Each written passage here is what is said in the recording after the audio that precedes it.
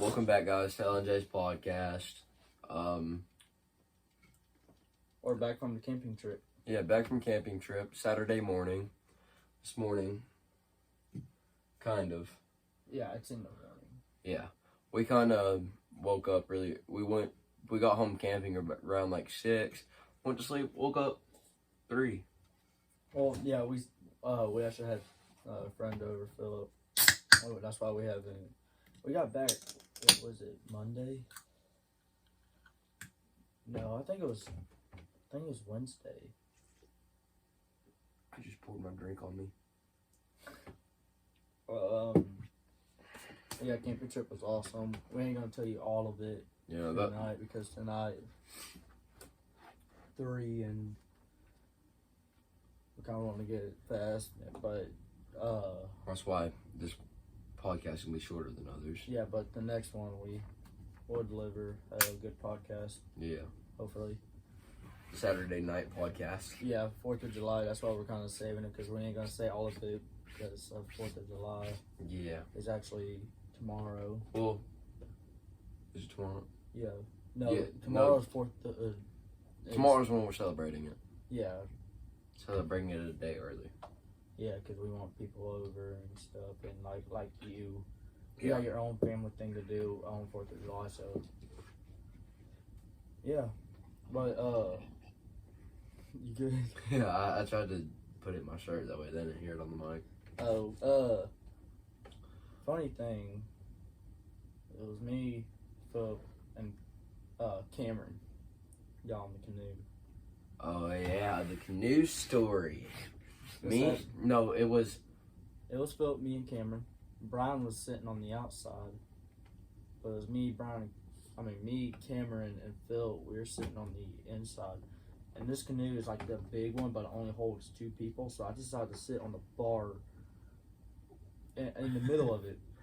So we're starting to swim towards the paddle boat, which is what Brian. it was Brian with y'all. Me and Philip were in the paddle boat because remember. No, Philip was on it because I remember it. No, remember me and Philip went out on the paddle boat out deep.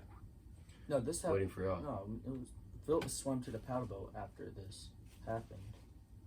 But anyways, I sat on the bar, so we're starting to swim out to the middle of the lake, and it starts getting wobbly, and I literally slid off that bar and flipped the whole canoe. It's a long way home. It's pretty much what he's saying. Yeah, we're in the middle of the lake, and like it gets wobbly, and like I'm already wet because I didn't get on the canoe through the boat dock. I got on it like in the middle of the lake. Yeah. I was swimming. I was like, all right, I'm getting on one of these boats.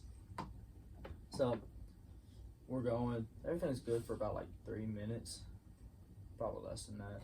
It'll probably a little less. Yeah, it happened pretty quick. Yeah. Going, probably made it like 5 feet. Boom, the whole thing's upside down. It was funny though. So we had to carry. We tried grabbing the bucket and getting it out, but it did not work at all. So that's when Phil was like, "Okay, see you." Leaves me, Brian, and Cameron with the whole thing, and you and Phil go out in the middle of the channel with the paddle boat. So me, Brian, and Cameron are all pushing it back to the boat dock, which is we can barely even touch the bottom. Yeah.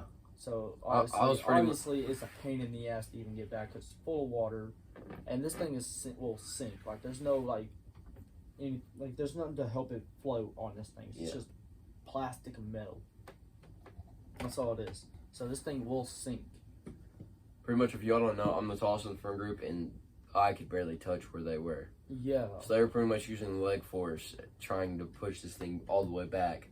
Like, we were at least a whole football yard away. Yeah, it was about 100 yards away from the shore, trying to push a 300-pound canoe filled with water back to land. Yeah. And only 3 people, and not to say anything, but you only had, one strong person there, and that was you. I mean, I'm not saying Brian and Cameron are pretty strong. They are. Yeah, but you're the strongest one that was with them. But I feel like it'd be a whole lot easier if me and Philip were there with y'all. Oh, really? You think so? No way. I thought it'd be a lot more harder. But yeah, that was a pretty fun thing. And yes, when we got the water out, we went back out and swam. It was a blast. And then we Random people. random people. Yeah, random people started showing up. It was when you and Phil was in the channel. Yeah. We're all back. People were just like, "Hey, y'all catch anything?" And there we all just sitting there, soaked, draining water out the canoe. So obviously they saw what we were up to. Yeah. Because I mean, you couldn't tell me if you randomly walked down there. Let's see, 3 kids, 3 teenagers, just getting up, pulling out a canoe filled with water, dumping it, and we're all in full Drenched. clothing, drenched. You'll be like, okay. I'd be like, what are y'all into? But it was funny. How heavy are y'all together to sink a canoe? Little did they know they had landed on there being stupid. Yeah, the whole thing wouldn't have flipped if I wouldn't have got on there. Yeah. Well, that's how I am. You go camping with me, you're guaranteed they're gonna have a blast. Cause I'm that guy that's like everybody's trying to do all this, trying to stay dry. I'm over there flipping all this stuff. Almost sank the paddle boat too. Oh yeah, this paddle boat built with pontoons under it, not to flip. Me and Lennon had the bright idea. Let's go get the heaviest anchor we can find, put in the back of it, and then bounce on the back of it. And we we sunk this entire paddle boat to where it wanted to go upside down. And by then we were like, okay, let's go get a bucket. Brian grabbed a bucket and swam all the way back to the paddle boat with a bucket in his hand. We started dumping the water and stuff. We finally got it to float normal with water still all up in it. And we get back on shore, and me and Cameron the next morning were like, hey, we wonder how much water's still in here. We went to go pick it up, and all I felt from the pontoons was pow, all the water falling from the top to the bottom. And I was like, Cameron, we got a problem. And he was like, what's the problem? I was like, you know how me and Lennon were like, yeah, this thing's not gonna sink. There's air if there's no water in the pontoons. He was like, yeah. He's like, I was like, I think we messed up yesterday. There's water in the pontoons. We sat there, we pulled the plug out of it, and I had to sit there and hold the paddle boat upside down for like 5 minutes to drain how much water is in these. Oh, camping's fun. It really is. Yeah. If you've never gone camping, I recommend doing it. Not to mention, we had like them little like fireworks things that we're just throwing at each other. Listen, Black Cat firecrackers. This is not what we had. Black Cat firecrackers is like the baby version of what we had. We had individual ones like that. It was almost like a bottle rocket that didn't shoot up in the air and didn't have a stick on the end. It was like that big around, if y'all can see that, and like that long. and you light it and you would throw it, and it sounded like complete shotgun shots going off. Like we had how many people come up to us and was like, "Are y'all shooting guns back here?" Oh, a lot. Yeah. It was fun. We were throwing it at each other. One landed in my shoe, and luckily I threw my shoe off before it did anything. Because I'm guaranteed a piece of meat will be off my foot. Yeah. Just by the expression of this. Not dip cans, the little beef jerky, shredded jerky cans that we put one in. Oh my gosh, that sounded like a full blown shotgun just went off. Like, yeah. That had everybody's head turned. Even like, it was Brian. Brian wasn't even expecting it. It was either Brian or Philip. I threw it in there, man, and I walked up to that table, and I had the lid shut, so, like, you had no idea that thing was even lit. They're over there, and all of a sudden, boom! Yeah. Like, it was so loud, we had people, like, bass fishing on the other side of the lake be staring at us. Yeah. Like, you would see them casting, and all of a sudden, you'd see their lure hit the water, and then, pow, and they'd look, huh? Yeah. Go-kart. Speaking of other side of the lake, it was me, you, Philip, and my sister. Oh, when we... And Philip, in the field, yeah. Philip and my sister was on a foiler, and me and you on the go-kart. Yeah, of course. There's this big-ass field across the lake that we can get to. Well, my sister's driving the foiler with Philip, and me and you are on the go-kart. It's a big field. Of course, I'm going to be going 30 through that field. There's this lady There's this lady on a dock that I didn't even see. Yeah, I saw it the first time going through, but I was like, oh, she's an old lady. And then what's cool is there's this like big ditch looking thing. It like dips down, goes in. So I go, because my sister doesn't No, how to drive the full load. it's first time driving full. I go, Ava, follow me. And the main reason why I said, hey, follow me, because if she ever needs to, if I'm following her and she ever needs to hit emergency brakes, I ain't got no brakes. I'm gonna be rear-ending the crap out of them. Yeah. So I'm like, hey, y'all get behind me because I have no brakes. Y'all are gonna be able to stop way faster than I will ever have. So we're flying through the field. Of course, they don't follow us. We all go in different paths. We're just driving. In the middle of the field, they stop, and I'm just over there doing donuts around them. Yeah. And I'm not talking about some like half-ass donuts. Nah, man, like there's like I'm doing donuts. And like this go-kart. This proves how strong this go-kart is. It's two people that equal up to 400 pounds going 30, making jumps out of ditches and doing donuts around four-wheelers. And this go-kart itself is what, like 200 pounds?